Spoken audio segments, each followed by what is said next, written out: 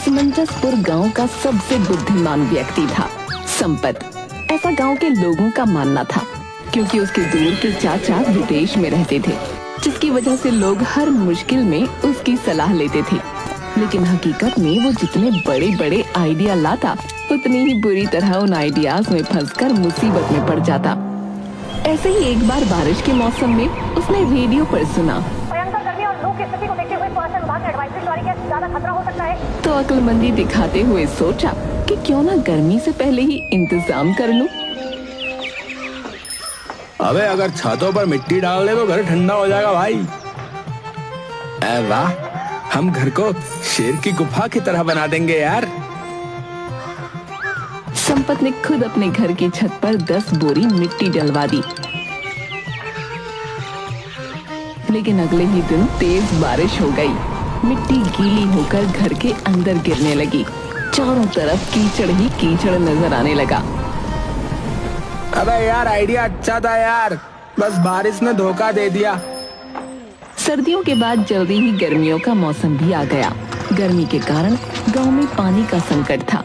नल सूख चुके थे, कुएं का जल स्तर नीचे चला गया था और तालाब भी उबल रहा था। गांव वाले बूंद बूंद पानी बचाकर रखते थे, लेकिन संपत को तो अपनी बुद्धिमानी दिखानी थी। गांव के बुजुर्ग रामलाल काका अपनी खाट पर लेटे हुए पसीना पसीना हो रहे थे। उनके पास बैठे थे मुकेश, संपत और पप्पू। गर्मी में सबसे बड़ी समस्या थी बिजली का जाना।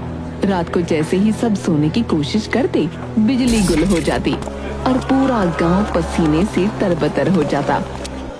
अब लगता है यार गांव की बिजली भी हमारे साथ गर्मी की छुट्टियां मना रही है यार। सब हाथ पंखे लेकर हवा करने लगे, लेकिन ज्यादा देर तक हवा करना भी मुश्किल था। मेरा पंखा असली खजूर के पत्तों से बना है, इससे ज्यादा ठंडक आती है। अरे असली ठंडक तो बांस की चटाई वाले पंखे से आती है। हमारे समय में मोर पंखी पंखा होता था, वो सबसे बढ़िया था। अबे ये पंखा पुराण सुनाने की जगह कोई मुझे ही हिला दो, है? शायद ठंडक मिल जाए। अरे ये कौन सा जुल्म आ पड़ा है भैया। ऐसी गर्मी तो हमने अपने जमाने में कभी भी नहीं देखी। काका ओ काका, आप हर साल यही बोलते रहते हो। अरे पगले, पहले वाली गर्मी में और इस वाली गर्मी में जमीन आसमान का फर्क है बे। पहले सूरज इज्जत करता था, अब तो सीधा चमड़ी झुलसाने पे उतर आया है। हाँ चाचा, गांव के बच्चे जो दिन भर खेतों में खेला करते थे, अब नीम के पेड़ की छांव में दुबके पड़े हैं। कोई भी बाहर जाने की हिम्मत नहीं कर रहा। गांव में पानी का संकट इतना बढ़ गया है कि अब लोग चोरी चोरी दूसरों के घरों से पानी चुराने लगे। अरे ये तो बड़ी बुरी बात है यार। वैसे मैंने भी सुना है कि कल कोई आधी रात को पड़ोसी के नल से पानी भर रहा था और कोई गुपचुप जाकर दूसरे के घड़े से लोटे लोटे पानी निकाल रहा था। इसका ना बंदोबस्त करना ही पड़ेगा, बता रहा हूँ। पड़ा पड़ा सोता ही रहेगा कि पानी की व्यवस्था करेगा, मूर्ख कहीं के। अरे माँ, तुम समझती क्यों नहीं हो? मुझ पर सारे गांव की जिम्मेदारी है, समझा करो। ठीक है, तो मैं प्यासी ही मर जाती हूँ। सुबह पानी के टैंकर से सबने पानी भर लिया, पर तू आलसी सोता रहा। अरे अगर मैं रात के अंधेरे में चोरी चोरी पानी भर लूं तो कोई पकड़ेगा ही नहीं है?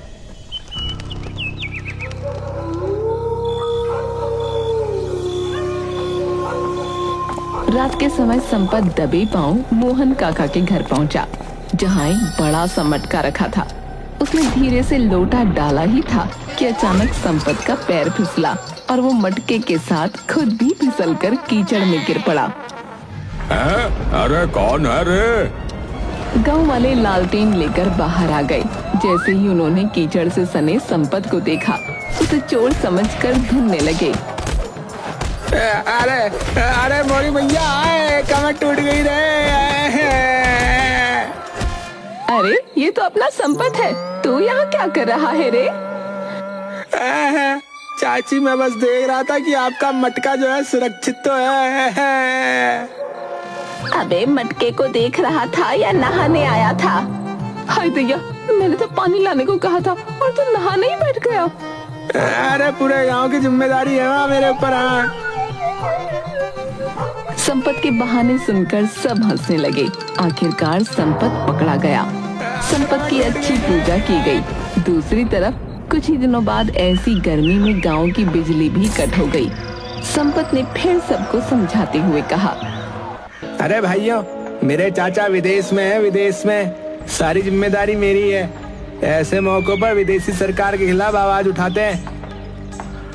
तो देर किस बात की है संपत, चलो आज ही चलते हैं। उसकी अगुवाई में सभी गांव वाले झुंड बनाकर बिजली ऑफिस पहुंचे और बिजली बाबू के खिलाफ नारे लगाने लगे। ए बिजली विभाग मुर्दाबाद मुर्दाबाद, ए बिजली विभाग मुर्दाबाद मुर्दाबाद। लेकिन संपत को जब महसूस हुआ कि नारों से कुछ नहीं होगा, तो निर्णय लिया कि बिजली दफ्तर के बाहर धरना दिया जाएगा। अगले दिन सुबह सुबह गांव की महिलाएं, बच्चे और बुजुर्ग बिजली दफ्तर के बाहर जमा हो गए। ये नारे लगाने लगे, ए बिजली विभाग मुर्दाबाद मुर्दाबाद, ए बिजली विभाग मुर्दाबाद मुर्दाबाद, ए बिजली विभाग मुर्दाबाद मुर्दाबाद। जब तक बिजली आएगी नहीं, धरना यहीं पर जारी रहेगा। बिजली चाहिए, तुरंत चाहिए। धरने पर बैठे लोगों के हाथ में अपने अपने पुराने पंखे थे, जिन्हें वो लगातार घुमा रहे थे, मगर फिर भी पसीना रुकने का नाम नहीं ले रहा था। ऐसी गर्मी तो मैंने अपने पूरे जीवन में नहीं देखी भैया। ये क्या हो रहा है भगवान? अबे भगवान को मत कोस, ये वही गर्मी है जो हर साल आती है, बस इस बार थोड़ी ज्यादा तीखी लग रही है। इस बार सूरज को लगता है किसी ने लाल मिर्च खिला दिया है। सभी ठहाका मारकर हंस पड़े। गर्मी से बचने के लिए सबने फैसला किया कि कहीं ठंडी जगह ढूंढी जाए। गांव के पुराने पीपल के पेड़ के नीचे जाने की योजना बनी। सब पीपल के पेड़ के नीचे पहुंचे और जैसे ही बैठे, तभी ऊपर से एक कौवा उड़कर मुखिया बुंदेल सिंह के सिर पर बीट कर गया। अरे ये क्या बदतमीजी है? कौवा भी जानता है कि गर्मी में दिमाग गर्म रहता है, फिर भी शरारत कर रहा है। मुखिया जी, ये तो शुभ संकेत है। कहते हैं जिस पर कौवा बीट कर दे उसकी किस्मत चमक जाती है। लो कर दी तुम पर बीट। इसका मतलब अब मुखिया बंदेल सिंह की किस्मत खुलेगी। बिजली आएगी, भाग्य खुलेगा भाई। सब ठहाका लगाकर हंसने लगे। लेकिन कुछ ही देर में भीषण गर्मी से धरने पर बैठे सबको ठंडे पानी की तलब लगी। गांव का कुआं सूख चुका था और तालाब में केवल कीचड़ बचा था। हैंडपंप से भी गर्म पानी निकल रहा था। अरे ये पानी है या चाय का उबलता हुआ भगोना? धरने पर बैठे आधे से ज्यादा लोग ही बेहोश होने लगे। तब संपत ने आकर घोषणा कर दी, भैया ऐसा है, गर्मी के कारण धरना जो है ना स्थगित किया जाता है, लेकिन संघर्ष जारी रहेगा, बता रहे। गांव वाले ये सुनकर संपत को कोसते हुए अपने अपने घर लौट गए। बिजली नहीं आई, लोगों को लू लग गई अलग। जब गर्मी से बेहाल गांव वालों को किसी तरह भी ठंडक नसीब नहीं हुई, तब संपत, गोलू, पप्पू और बबलू ने एक अनोखी योजना बताई।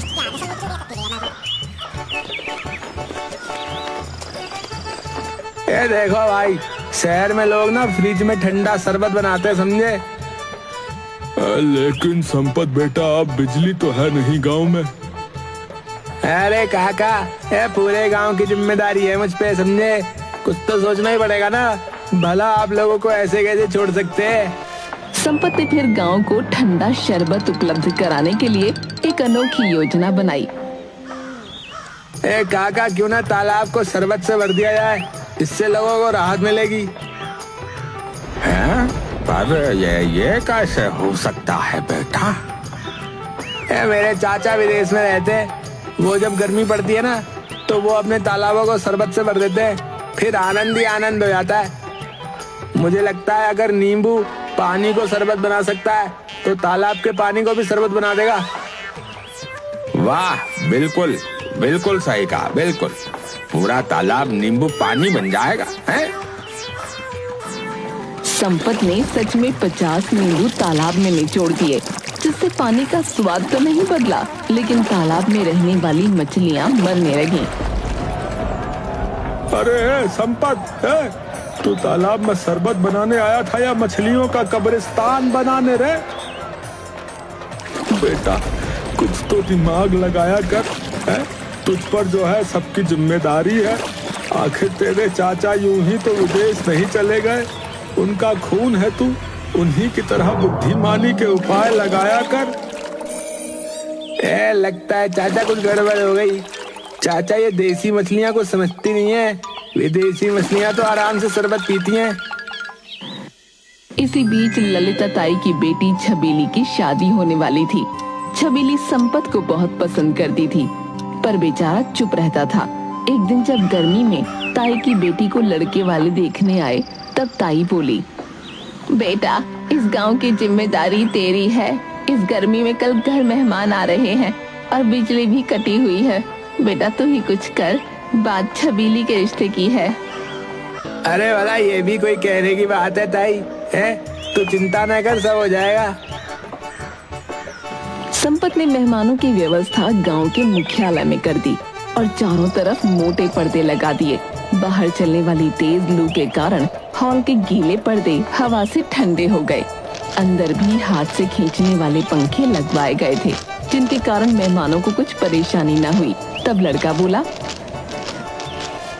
बापू, मैं तो कहूँ कि कुछ दिन यहीं रुक जाते हैं, ठंडी ठंडी हवा में कम से कम सोने को मिल रहा है, वरना ये ठाट अपने गांव में कहाँ है। ललिता बहन, आपने तो मेरे बेटे की इतनी सेवा कर दी है कि अभी तो वो इस गांव में 1-2 दिन और रहना चाहता है। तो फिर आप 1 दिन की और व्यवस्था कर दीजिए, हम 2 दिन में चले जाएंगे हैं।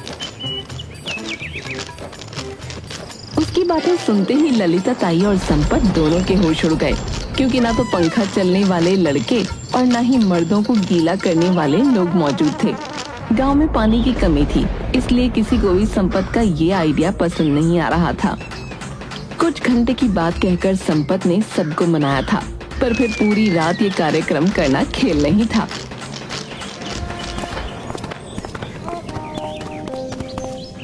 अरे बेटा संपत, अब क्या होगा? कहीं बेटे की शादी टूट तो नहीं जाएगी? कुछ करना होगा।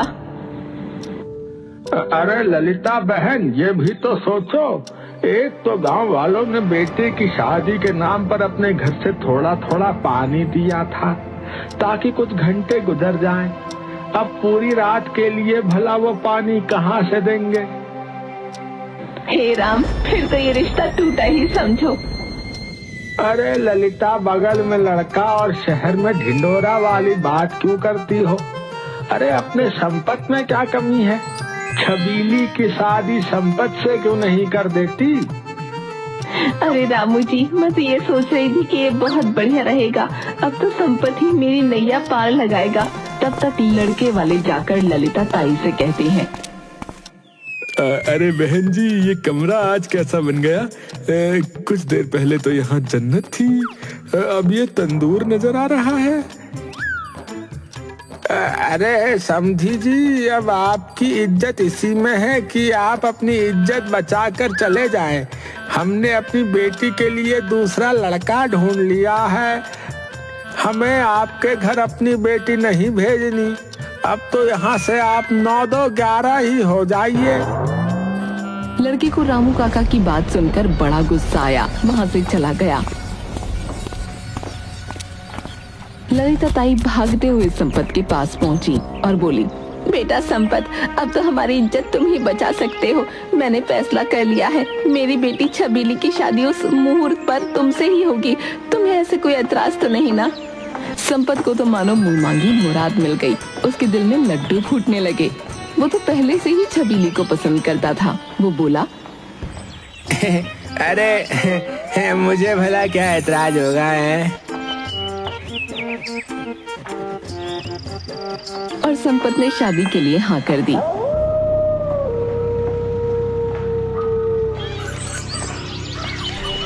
और शादी वाले दिन बारात निकलने से पहले संपत के चाचा ने माथे से पसीना पोंछते हुए गरजते हुए कहा, बारात नहीं निकलेगी, हाँ नहीं निकलेगी। रेडियो में आज दोपहर में 45 डिग्री तापमान का ऐलान हुआ है। ऐसे में निकले तो बारात में हम लोग नहीं बल्कि भुने मुर्गे पहुंचेंगे, बता रहे हैं। हाँ। पूरे गांव में हड़कंप मच गया। दूल्हा संपत चौंक गया। अरे ये क्या कह रहे हो चाचा, बारात काहे को नहीं निकलेगी? बेटा, हम बारात निकालेंगे तो वापस घर आने के लायक नहीं रहेंगे। इतने गर्म तंदूर में आदमी पक जाता है। बारात तो बारबेक्यू बन जाएगी बेटा। अरे बेटा देख जरा, अभी से इतना पसीना बह रहा है, पहुँचते पहुँचते तो तेरा सेहरा भीग कर लटक जाएगा। गर्मी से राहत पाने के लिए संपत के दोस्त बबलू ने एक अनोखा उपाय सोचा। उसने एक बड़ा मिट्टी का घड़ा लिया, उसमें बर्फ डालकर एक पुराने पंखे के सामने रख दिया। हेलो चाचा, आप ठंडे हो जाओ। अब ये बना हमारा देसी कूलर, अब बारात ले चलो ना। कुछ देर राहत मिली पर नतीजा वही टाई टाई फिर। हलवाई अलग परेशान हो रहे थे। गर्मी की वजह से रसगुल्ले रस में बदल रहे थे और गुलाब जामुन सूख कर काले पड़ रहे थे। मैं तो जाऊंगा, छबीली मेरा इंतजार करती होगी। बापू बारात कैसे निकलेगी बता रहे हो। अरे घन चक्कर ज्यादा आशिक मत बन। हाँ, छबीली अब तक धूप में कबीली बन चुकी होगी। बे आया बड़ा कहीं का। मुझे ही कुछ करना पड़ेगा। हाँ, तू ही बोलता है ना कि सारे गांव की जिम्मेदारी तेरी रहती है, तो इस शादी की भी जिम्मेदारी तेरी ही हुई, समझा? अब बता क्या करें? बुरा मत मानो चाचा, तो एक बात कहूँ, अगर घोड़ी को गीले कपड़े से ढक दे तो शायद वो गर्मी बर्दाश्त कर ले। संपत की बात सबको ठीक लगी। संपत को घोड़ी पर बैठाकर जैसे ही घोड़ी पर पानी डाला गया, गर्मी में परेशान पानी से भीगी घोड़ी बिदक गई और सीधा भाग निकली। कुछ ही दूर पर दूल्हा संपत भी पड़ा नजर आ रहा था और चाचा जी भी घोड़ी को पकड़ने के चक्कर में खुद अपनी धोती को फंसाकर चारों खाने चित्त हो गए। किसी तरह उन्हें घर लाया गया और उस दिन उन्हीं की बात होती रही। अगले दिन सभी औरतें बातें करने लगी। अरे यहाँ जो कुछ हुआ सो हुआ। बहनों सुना है गांव में पानी की इतनी किल्लत हो गई है कि लोगों को घंटों लाइन में लगना पड़ता है। लेकिन कुछ लोगों ने नया तरीका निकाल लिया, वे नल के पास ही चटाई बिछाकर बैठने लगे हैं। अरे तो फिर हमें देर नहीं करनी चाहिए। फुलवा चाची, ललिता ताई और संपत की अम्मा ने नल के पास अपनी अपनी जगह पक्की कर ली। सुबह से शाम तक वहीं बैठकर वे नल पर आने वाले हर इंसान की खबर लेती।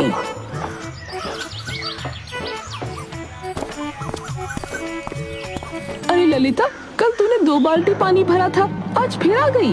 अरे चाची क्या करूं, पसीने से ज्यादा ही नहा रही हूँ। गोलू और पप्पू ने सोचा कि वे भी अपनी बारी जल्दी लेंगे।